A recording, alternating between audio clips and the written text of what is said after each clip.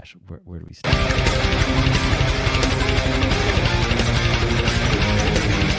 Okay, so metal. Metal. The show's about metal. What is metal? We're going to spread the hidden value in music. We're going to proselytize. We're going to get the word out there. We are. That's important.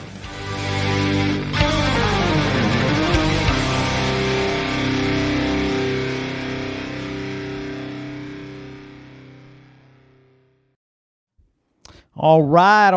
Welcome to episode 18 of the Great Metal Podcast. I am your host, the Metal Evangelist Luke, and I'm here with Shredmaster Scott and Just Pete. And today we are going to talk about the gateway drug, the gateway drug to metal. That's symphonic metal. Symphonic, top symphonic metal. Yes. It's going to be a great discussion. How do you get your non-metalhead friends into metal? We've got the answer. That's what we're here to answer today. Symphonic metal has the hot chicks, too. Look at all those babes. Generally, it's a female singer, and they're easy on the eyes. Yeah. That's right. So, so first, you want to pull up that meme? In keeping with the spirit of symphonic metal, there's something that everybody needs to know. Up. See, this was the problem, man. Right there. I don't always sing, but when I do, I play bass perfectly at the same time. That's right. And Marco does. The dude is impressive. This is the bass player to Nightwish, for those of you who don't know. And also, for those of you who don't know, if you can sing and play at the same time, you get way more babes. Way more. That's the secret. That is, man. But it's not easy. You got to have legit chops. You do. You do. You got to have the chops, man. That's right. You got to be able to make people feel the evil. Yeah. Or feel something, right? Maybe you want to seduce them with something other than evil every once in a while. No. Or maybe no. Incorrect, Luke. Don't confuse it. Yeah. It's straight up 666 power. Yeah. Cool. So, what's our first topic? What are we going into for the news? Yeah, well, we got to bring everybody up to speed here and some stuff. There's some crazy stuff going down too. There really is. Everybody, what was the guy's name in Norway there, Shred? The Burzum guy, Varg Vikernes. Yeah. Varg Vikernes, yeah. So you guys may remember this back, when was that, the early 90s, mid 90s? Yeah, it was probably like 92 or 3, somewhere in there. Yeah, and he decided to prove how hard he was into black metal. So he stabbed a guy in the head, and then ended up burning some churches down.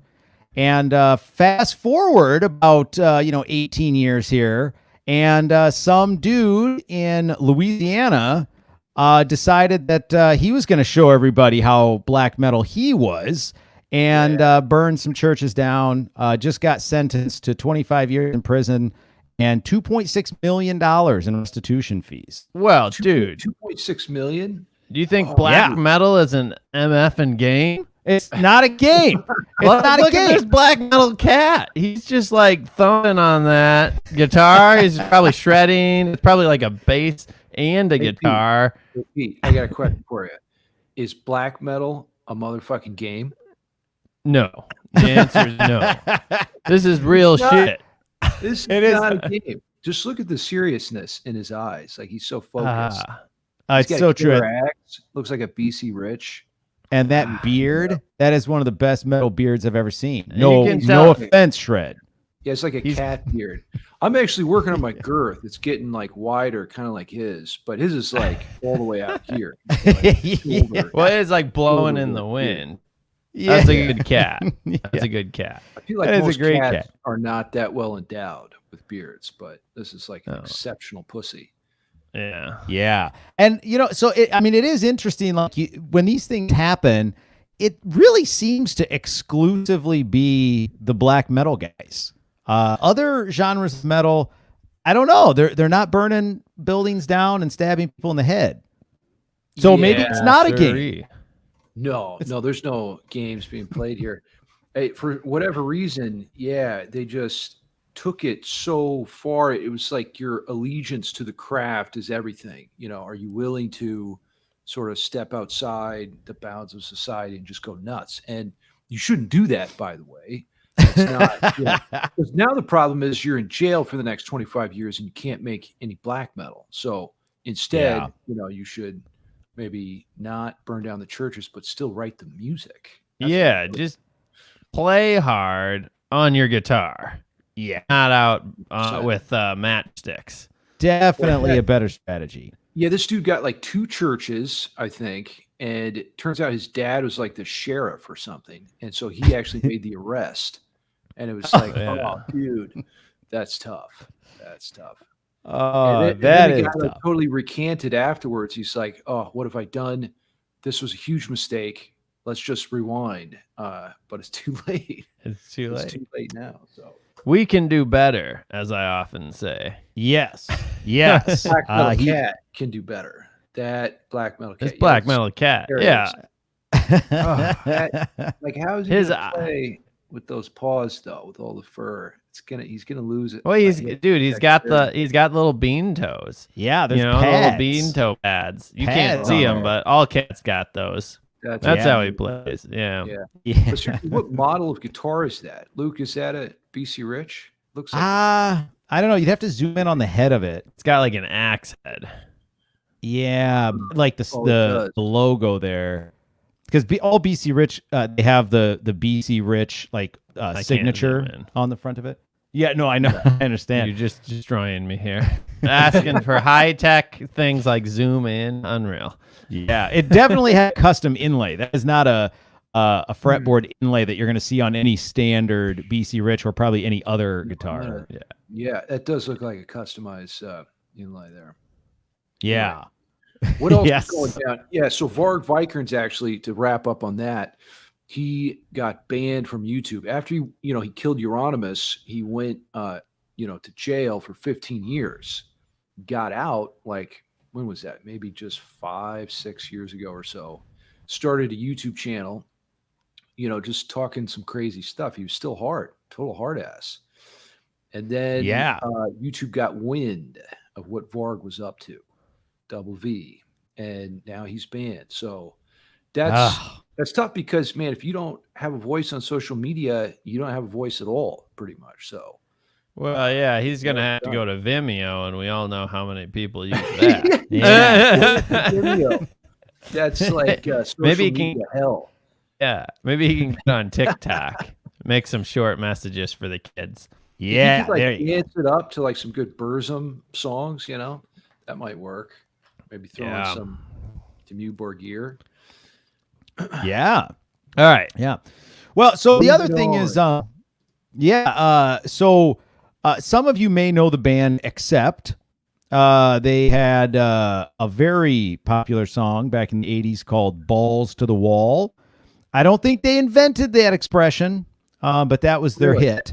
Who invented the expression? Balls to the Wall? I think that's been around for a long time. Yeah, there might be variations on it, like less like a euphemistic version of it. But maybe like Mark Walnut. Yeah, dude, did you know "balls to the wall" is just a phrase for the word walnut? That is a clever meme, and it could be a Mark Walnut instead of Wahlberg. It could be a joke. Oh, there you go. Yeah, a lot of places you could go with the walnut. The walnut. Yeah, that's good. Balls to the wall, walnut. What are your So like Quentin Tarantino, right? It does look like a young Quentin Tarantino. Yeah, it looks like he has like thumbs or something in his hands too. Yeah, he might have had a hard night of drinking. There's no question. He might have eaten too many walnuts. Yeah. So interestingly enough, Accept, they're still around.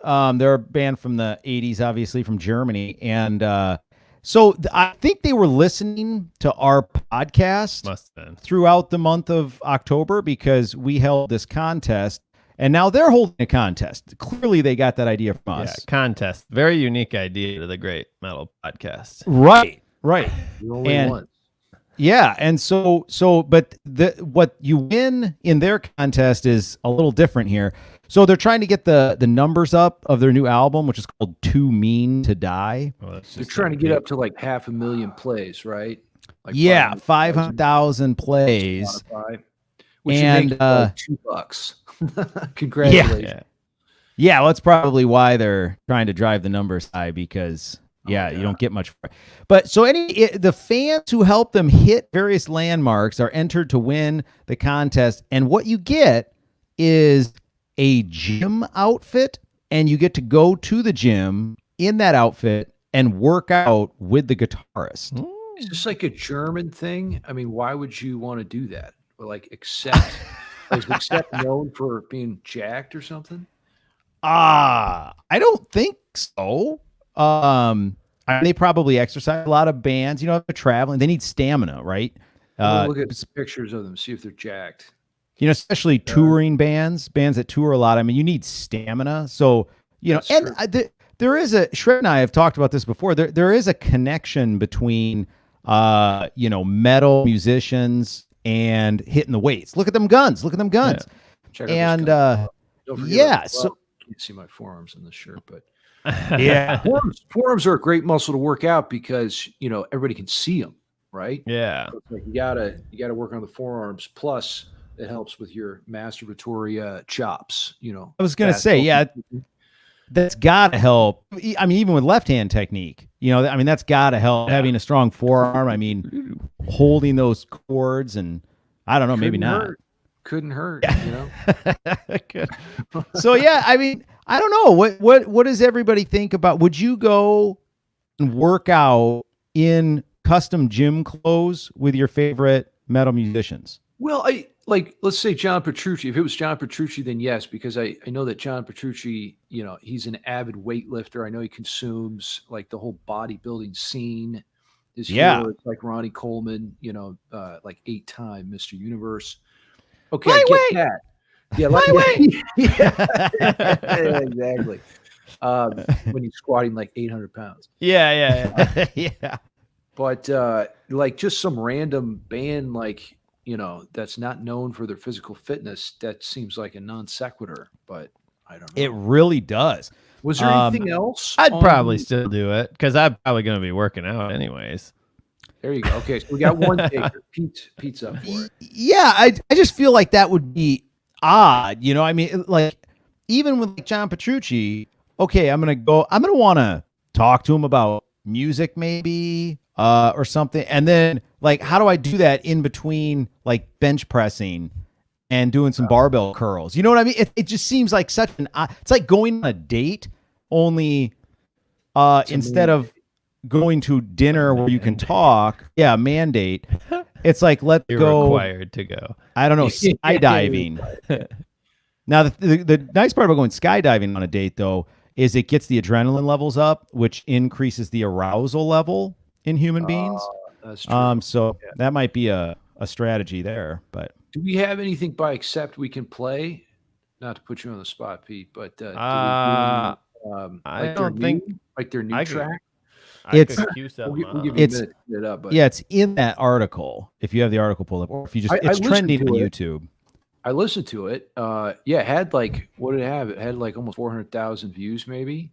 And it's a pretty decent song actually, written pretty well. Used a lot of like good compositional devices like pedal tones. So, you got to get a check for that at least. But I don't know. Did you listen to it, Luke? I actually have not listened to their new one. Only one who did the homework. You did that homework, yeah. I like it. Obviously, they're not very good because I can't even get them to show up. Maybe Accept has the key to open my lock. You think they do? You think they stole it from the devil? Maybe, but I just don't know who else to ask at this point. But Accept, if you're listening right now, unlock me from my chains. Yeah. I don't know. Sounds like they're pretty mean. They're too mean to die. You want to hear a clip? Okay, let's do it.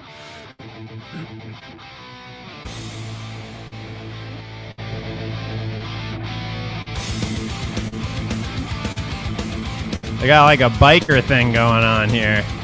It's heavy. Yeah. Great production. It kind of reminds me of like a cross between like Scorpions and Judas Priest. I like the snake. Ted Nugent.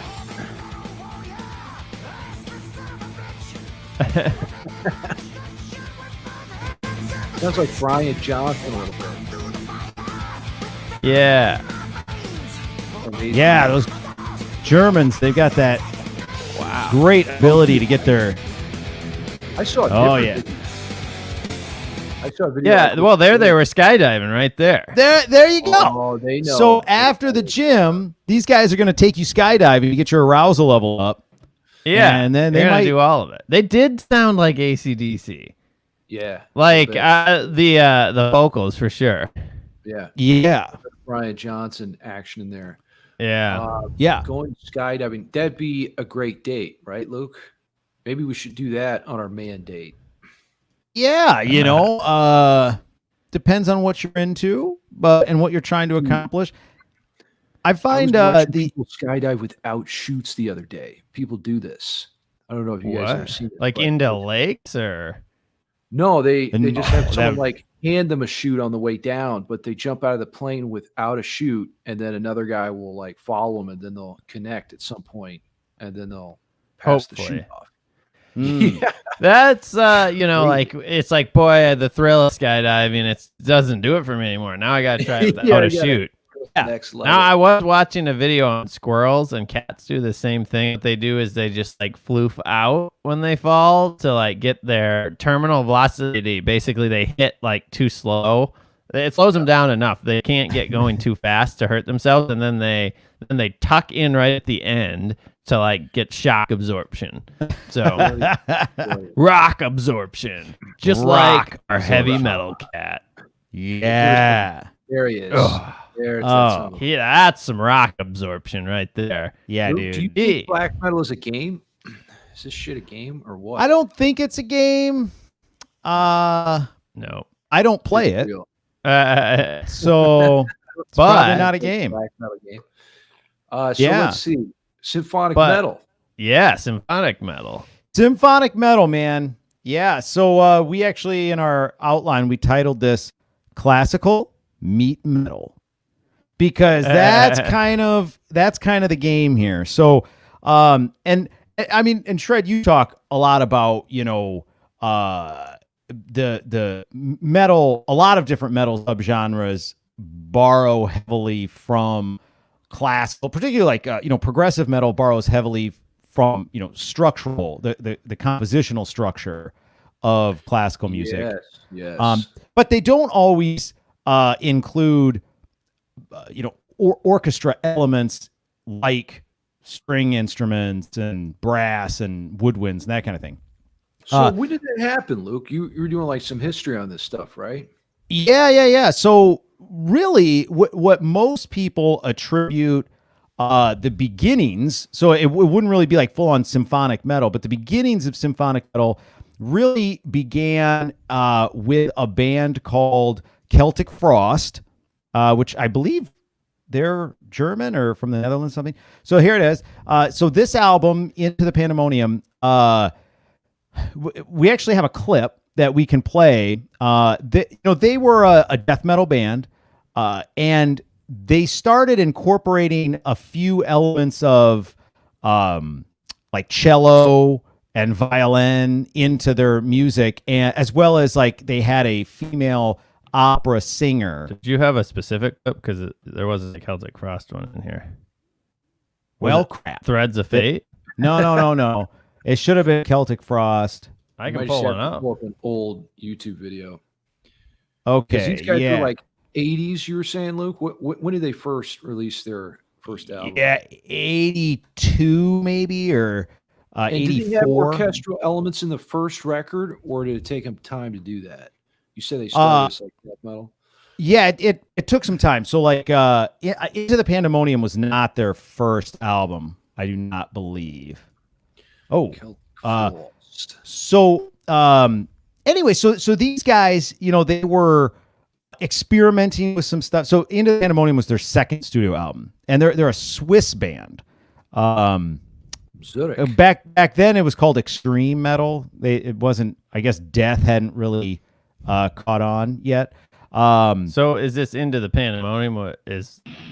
No, it's hold on. It's song. Scroll down. Keep going. Oriental Masquerade. Play Oriental Masquerade. All right, we'll give it. Oh yeah. Oh, there's the horns. So, yeah, you're getting some horns in there. I'm feeling horny. And they don't do anything all that interesting with it. There's like your out of tune violin. That sound, it reminds me of like a vampire feel there or something. That's supposed to sound, isn't it? Yeah. Whoa. So what year was this released?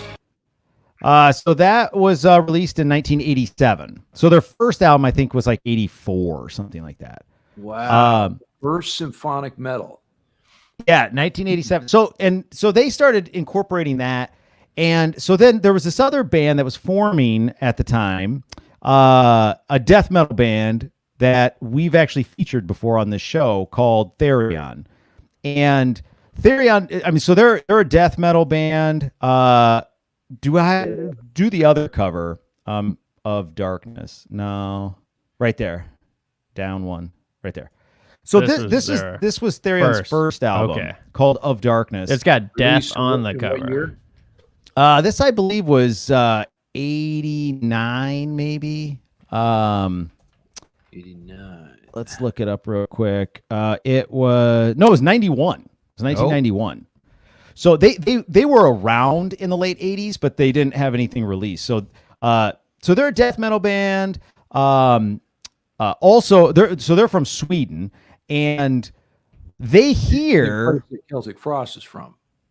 No, they're from Switzerland.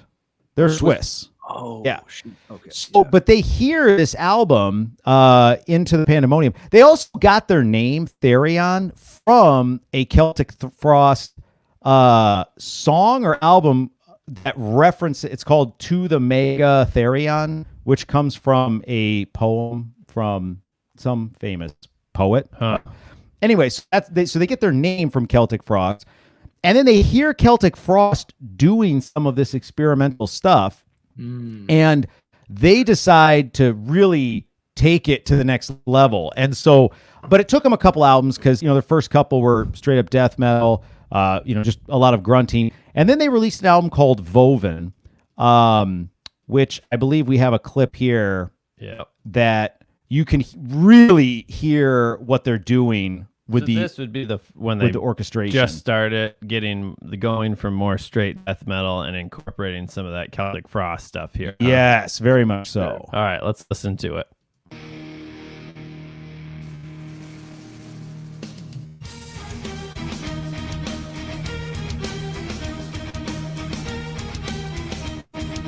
Yeah. Oh, take it. That was very Egyptian. Yeah. And then you get like the choir. Yeah. You can tell this is like a lot different than the Celtic Frost. Like they add it. Yeah. They've really taken it to the next level. Yes. Very much so.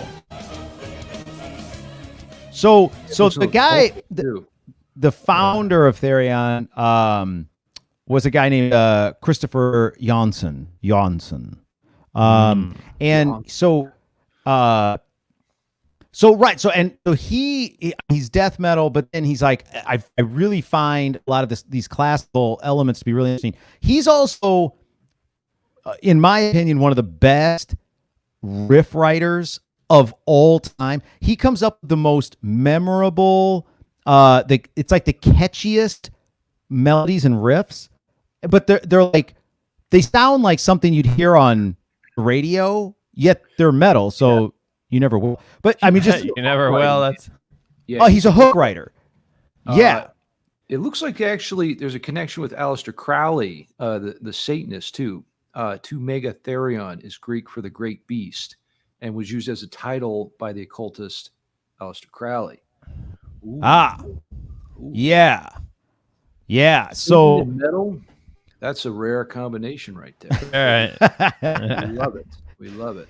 yeah. So Therion then so 1991 they go full in. So whereas Celtic Frost a song here and there would have some kind of orchestral elements, Therion, once Woven came out, it was like every song is heavily orchestrated.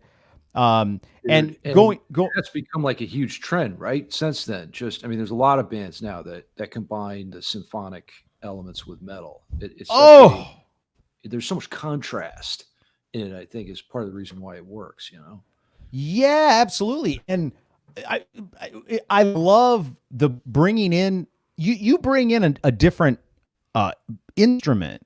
It can be playing exactly the same thing as your guitar or whatever, and it adds such a different dimension to the music.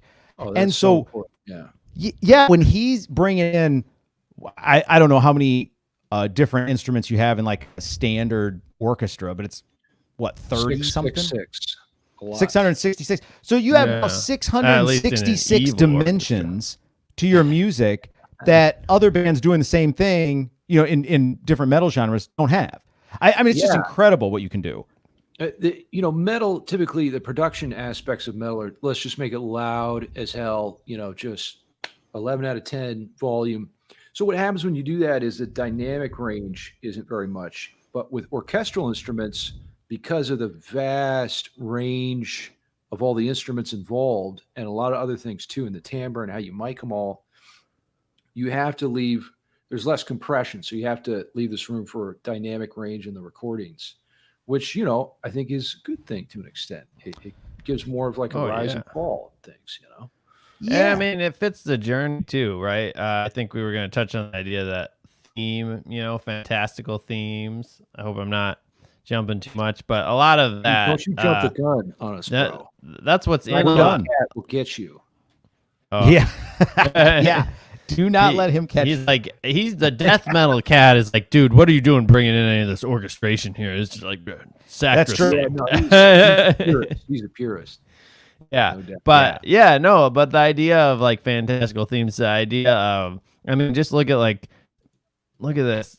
I know we're going to talk about these guys, but look at this cover, right? With like a sea serpents and, that's classic. You just have, and even you go back to Accept here, we talked earlier, but, I mean, there's a lot of that going on. I think that symphonic metal captured that well as the bringing something new to metal and bringing like the visual and the rest of the storytelling element, because like we've talked a lot about this, as much as you want it to be all about the music, like people are multi-sensory people, and they want to see and they want to experience the show and they want to follow the story.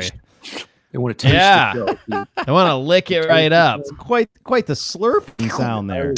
I was licking it up earlier today, big time. You're just waiting. Well, and to that point, Pete, like, I mean, like Therion, I mean, they really started it too. I mean, they delved into their lyrics, really pulled from different ancient mythologies. I mean, it says here, mythologies and practices, including occultism, magic, ancient traditions, and writings. I mean, these guys.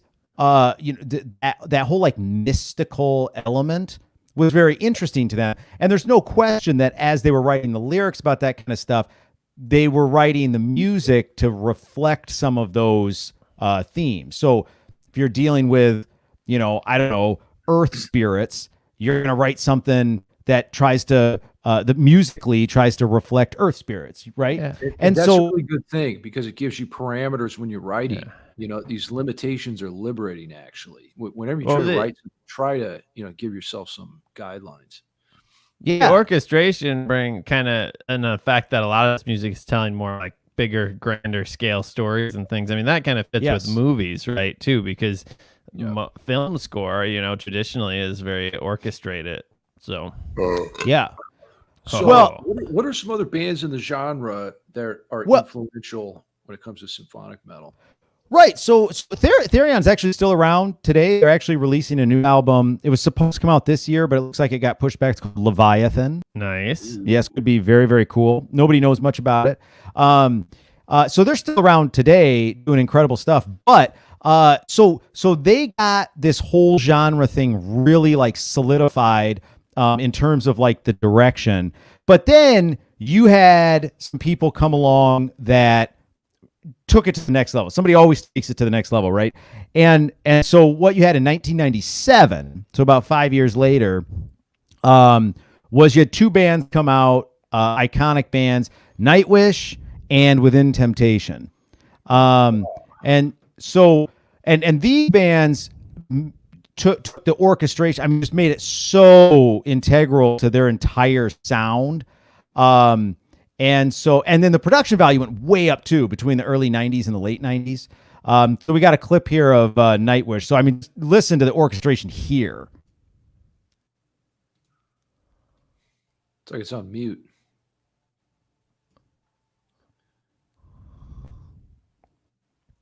So big.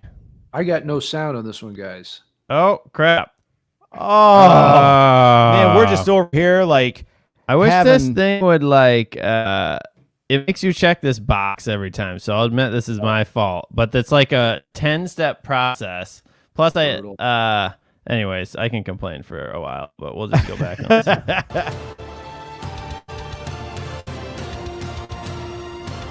Oh, there it is. is. A rich tapestry of orchestration. Yeah, it's just big. The choir elements that Tumos is adding really does a lot. And there comes in the nice guitar riff. But there's still so much density of the orchestration going on behind it. So even though the guitar is driving that, there is so much texture. And you can see this goes on for 10 minutes. Like, epic. This song, though, talk about dynamism, and this is Ghost Love Score. I mean, it goes up and down, but it starts huge. You know, all right, and with this big opening. I wonder how much it costs to record a full orchestra, because Tumos he does the real thing. He gets these guys play, and I just wonder how much that costs him. Like, it's expensive to record. An orchestra.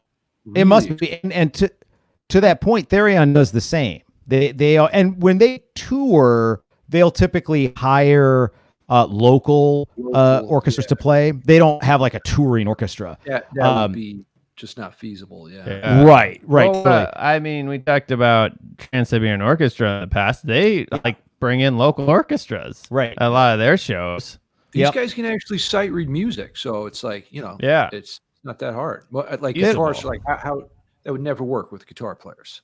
You can't read. You can't read for shit. So So Nightwish comes out 97 with Angels Fall First, and just revolutionized sound. Now, at the same year than the other band you mentioned Within Temptation, right? Like Nightwish is a way bigger brand, aren't they? I think they're considerably larger. Yes, Nightwish or Within Temptation. Sharon Denadel is the vocalist, and they've done tremendously well too. But I think Nightwish would be the more recognizable band, probably higher sales as well. But one real big distinction between Within Temptation and Nightwish is Nightwish kind of left the death metal elements of symphonic metal behind. They don't do grunting. Marco, the bass player, sings, and it's more of like a piratey type singing. It's not growling. It's not grunting. Yeah, Within some sort of break up and distortion in its delivery, but it's not grunting or screaming. Yeah. Whereas Within Temptation, they, as you'll hear here, they really push the symphonic element, but they kept that element of grunting. So let's hear it. Let's check it out. Already feels heavier. Yeah. Oh yeah.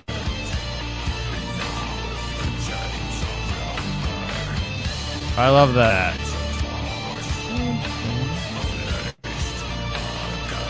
Yeah.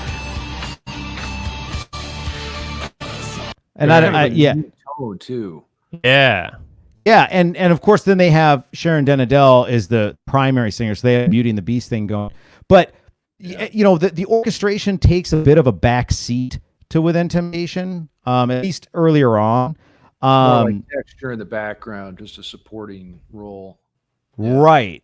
Right. But you know, for the people that really like the death metal side of things, Within Temptation, you know, maintains a lot of those elements, whereas Nightwish kind of eschews those entirely. It adds so much to death metal, I think, because then you get, instead of just implied harmonies from power chords, you're actually going deeper and sort of fleshing those out. You get more of a clear picture of like a chord progression. Yeah. Cool. Now, so you know, and then of course, you know, a lot of bands. So symphonic metal actually has become one of the more prolific genres.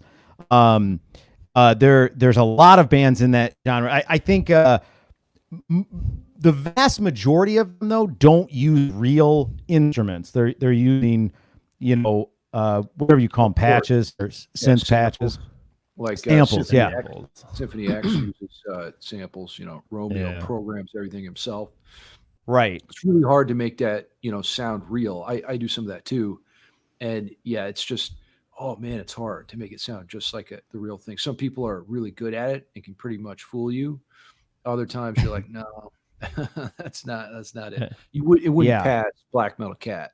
You know, he'd be like, Black Metal Cat would shut you right down. This is a game. This is a game. You're playing games. Yeah, this is a game. Playing games with me. Yeah, so a lot of bands start popping up in the early 2000s.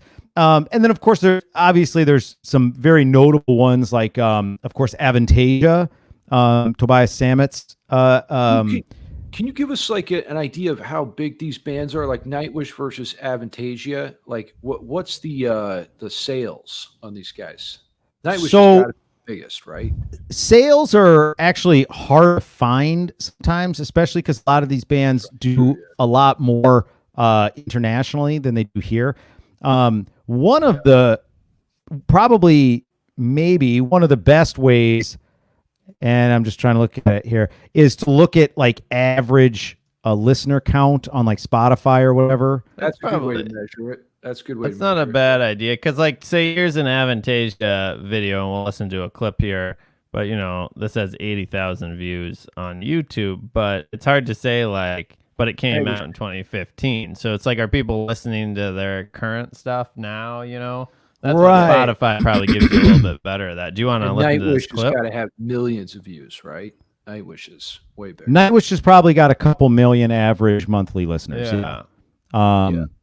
But yeah, so I mean, you can check out Avantasia. So what Avantasia did. So as the genre is developing, they started then pulling in all kinds of different genre themes. And so Avantasia, so it's actually called, their first two albums are actually called The Metal Opera, Part 1 and Part 2. And what they did, so it's high fantasy storylines, the concept albums. And what they did is they really started bringing in like the power metal elements. Ooh, define power metal for us. It's like fast, speed stuff. Yeah, right? Fast speed tends to be more like major key instead of minor key. So yeah, it's more like a aspirational. It's like Halloween. Like Halloween or Stradivarius. Like good vibes. I'm like, all right, let's get optimistic or some shit.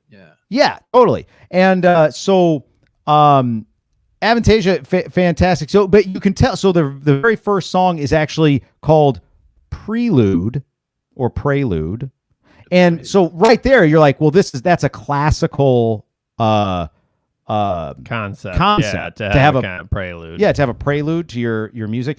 And so there's transcribing Bach's Prelude in C last night, as a matter of fact. So there you go. There you go. Yeah. So here you can hear just a real short clip of like this prelude going into the album, and then next clip will be like the album starting. So this is the prelude.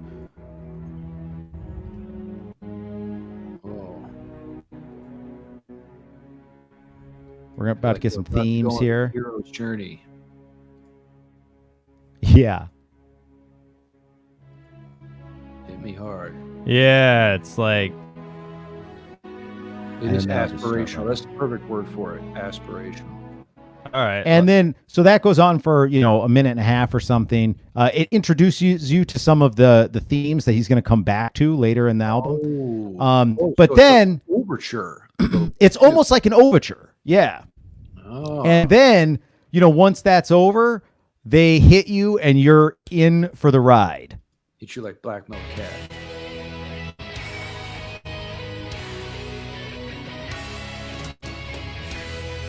And that's really like a main theme right there. Huh?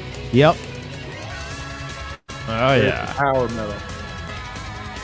Yep. Got that driving. that tremolo picking. Dude, I don't even know if this guy has balls put to the wall because you can get so high. Yeah.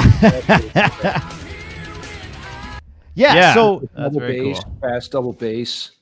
yeah. So the genre, the symphonic metal genre has really, it's kind of become this amalgamation of all kinds of different genres of metal, which I find fascinating because I'm always looking for new stuff. And symphonic metal, because they have so many instruments to play with and different structures to play with, there's an endless variety to what they can do in symphonic metal genre. What about like Epica? We didn't talk about Epica. Totally. No, Epica, Delane. No, there's actually a ton of great metal bands in this genre. And to that point, I mean, this is the counterintuitive, really interesting part.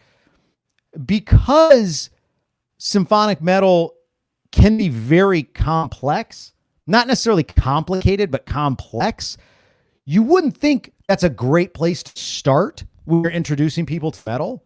But it is, because it's like we tease, this is really the gateway drug to the metal scene. Excuse me, because it's gorgeous music.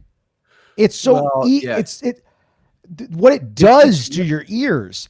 It's less complex, actually, though, than like prog, for instance. So, I mean, Sure. there is a sense in which it's less busy, because it has to be less busy because you have all those instruments going on. If they were all doing something complex, it would just be a mess. No one could get anything out of it. Thumbs down. Right. But yeah, if you can orchestrate properly, and they kind of, like we were saying, they use the orchestra almost as like a pad, especially in Nightwish. It's like just a supporting pad. There's some Nightwish songs too where it's kind of more like they're making each instrument come out as like a soloist thing, but for the most part, they use orchestration more as like a background supporting role. It's a texture, fabric. Yeah. No, that's right.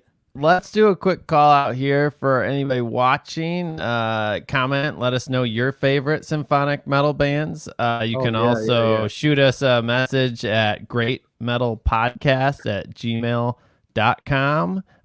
If you got any thoughts on this, send us some good memes. Send us your memes too. And hit us up on Instagram as well. We always love hearing what people are up to and what they think. So we talked a lot about our favorite symphonic metal bands.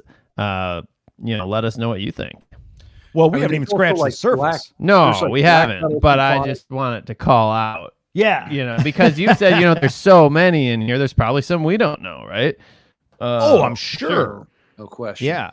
I mean, is there anybody who knows all the metal bands? Metal is such an enormous genre. It's like it's impossible. Probably. All metal bands. Well, so interestingly enough, so I'm not the only one that uses symphonic metal to get people into the metal scene. The gateway drug. So there's actually this guy. He goes to MIT.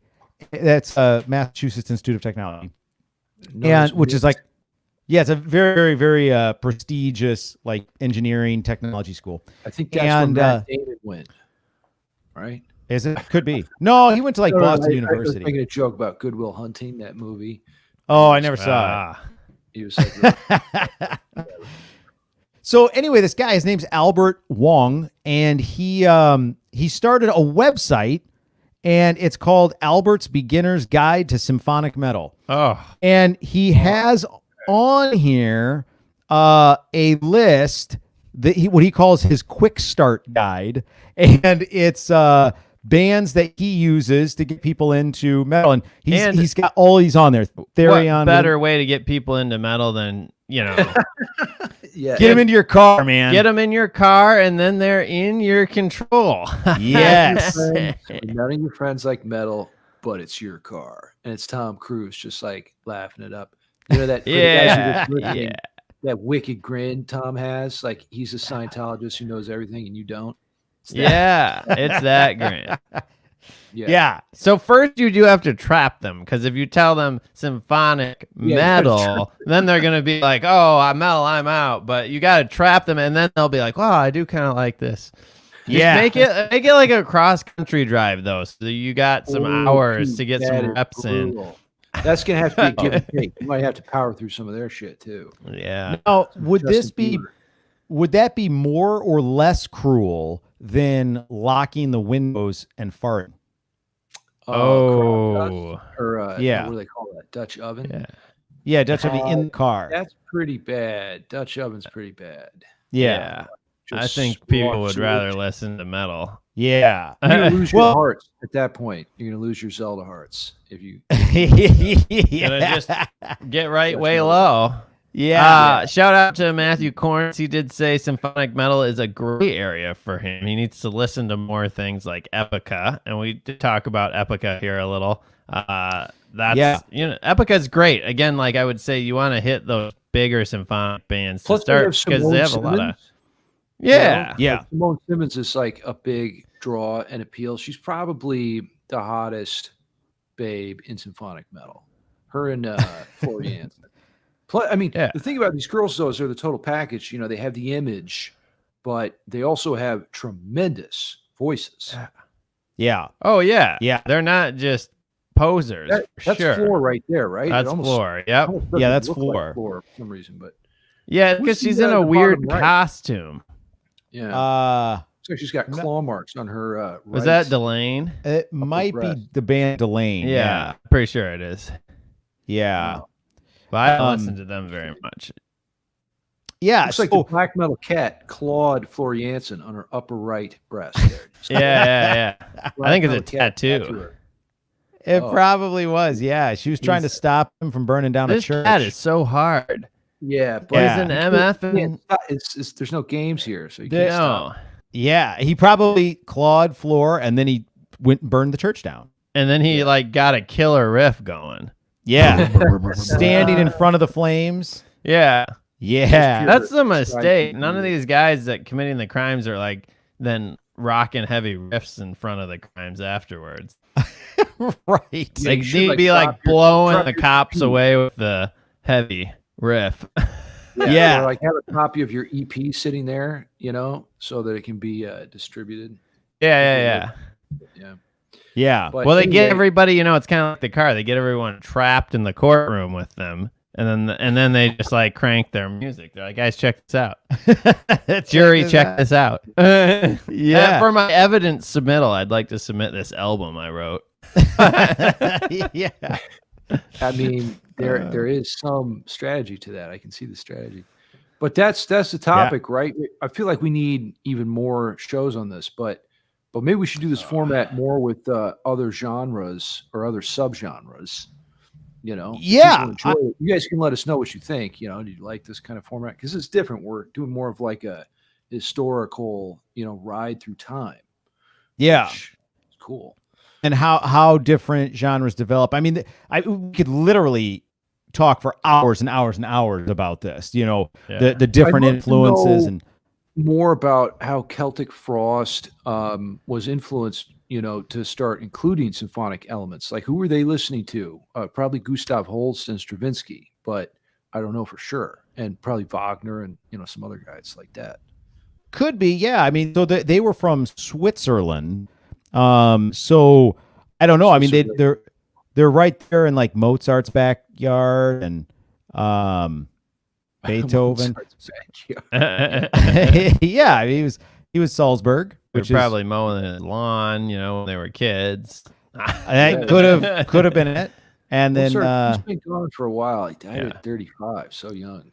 It was like 18, late 1800s, right? Yeah. Early 1800s. Early? Probably. Was it early?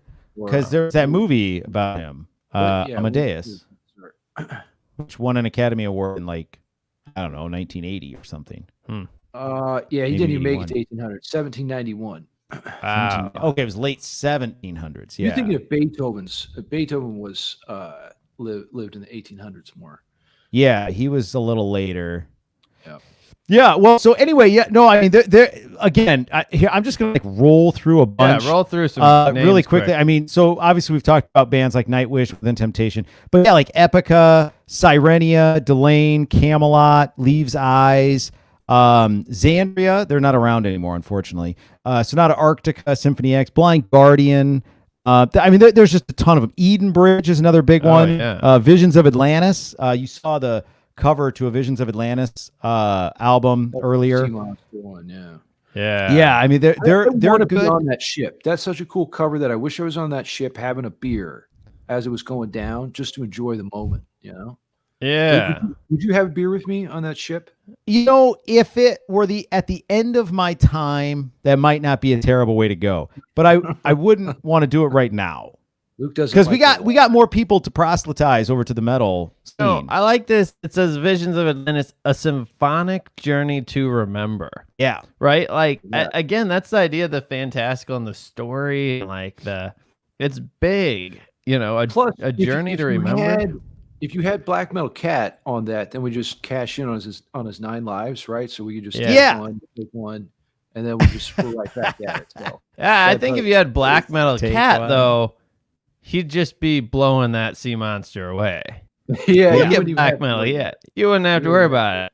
Oh just man, give me a lamp on the front deck there, and just let him do some sonic damage. He might be looking at a sea monster right now. Oh, it's probably a bird. He's probably asking asking the sea monster if he thinks black metal's an MF game. Yeah, right? yeah. He's like, "What do you think? You're gonna take my ship down?" No. He's waiting. He's waiting to hear the answer yes, and then he's gonna kill. So, okay, well, so definitely let us know what you think about this format. Do you want to hear more? Again, like we can do part 2 and 3 if we really want to take a deep dive into this stuff. But so in the spirit of symphonic metal, like I said, there's a million bands out there. There are a couple that have been popping up in recent years. There's one in particular. This is frustrating for me. So the band is called Threads of Fate. And some of you may know the band Redemption. It's kind of like a super group. The guitarist of Redemption plays in Threads of Fate. It's just 3 people. Excuse me. And they formed in 2017. They call themselves cinematic metal. This has been a trend in just the last few years. Symphonic metal bands like Dark Sarah decided to call themselves cinematic metal because more like film score influenced. Like film score influence. I really have not found any difference between like some traditional symphonic metal bands and what I've heard called like Hollywood metal or cinematic metal. It's all really kind of the same thing. But it's good branding, right? Like that's probably what it is. Bring yourself into, like we talked with the comedian, right? Like tying yourself to something else and kind of putting a spin on it. So it's a way to bring it into the next grandpa metal. Sketch. Yeah.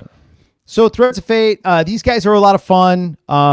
Again, like a lot of symphonic metal bands, it sounds fairly obvious that they're not using real orchestrated instruments, orchestral instruments, I should say. But let's have a quick listen. All right.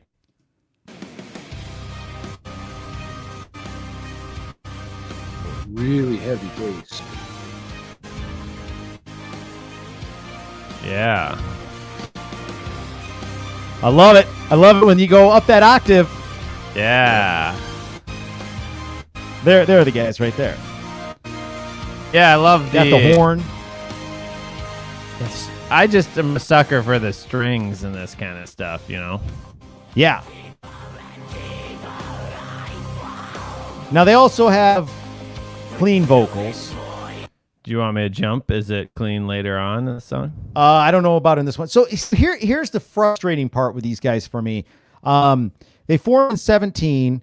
They released. They're independent. They don't have a record label, and they released one EP consisting of 4 songs.